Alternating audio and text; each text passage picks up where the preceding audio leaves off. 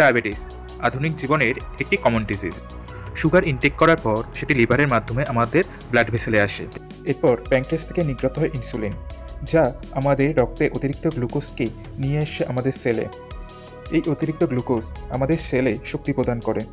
ডায়াবেটিসের ক্ষেত্রে প্যানক্রিয়াস থেকে স্বল্প পরিমাণ ইনসুলিন নির্গত হয় বা ইনসুলিন রেজিস্ট্যান্ট হয়ে যায়, যার ফলে রক্তে শর্করার পরিমাণ বেড়ে যায়। ডায়াবেটিসের ফলে স্ট্রোক 2 থেকে 6 গুণ, অন্ধত্ব 25 গুণ, কিডনি ফেলিওর 17 গুণ, হৃদরোগ 2 থেকে 4 গুণ, পায়ের আলসার 5 গুণ বেড়ে যায়।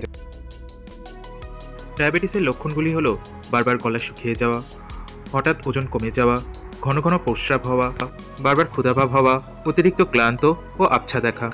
ডায়াবেটিস হলে ডাক্তার দেখান এবং ডাক্তারের পরামর্শকে মেনে চলুন।